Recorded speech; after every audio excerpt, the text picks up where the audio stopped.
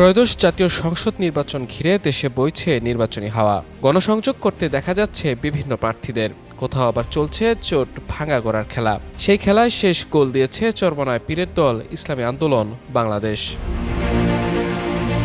আদর্শিক বিচ্যুতি এবং আসন বণ্টনে অইনসাফের অভিযোগ তুলে জামায়াত নেতৃত্বাধীন ১১ দলীয় জোট থেকে আনুষ্ঠানিকভাবে বেরিয়ে যাওয়ার ঘোষণা দিয়েছে দলটি। জোট ছাড়াই ২৬৮টি আসনে এককভাবে লড়াই করার সিদ্ধান্ত নিয়েছে চরমনায় পীরের দল।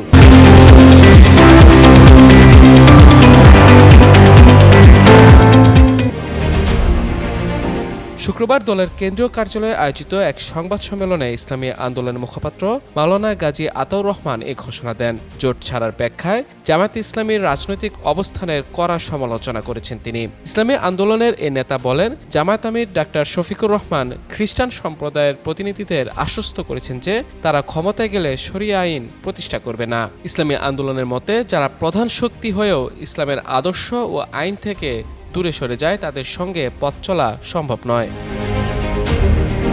গাজী আতাউর রহমান আরও অভিযোগ করেন, জামায়াত আমির তাদের সঙ্গে কোনো আলোচনা না করেই বিএনপির শীর্ষ নেতা তারেক রহমানের সঙ্গে সমঝোতার ইঙ্গিত দিয়েছেন। এতে আসন্ন নির্বাচন নিয়ে সন্দেহ তৈরি হয়েছে।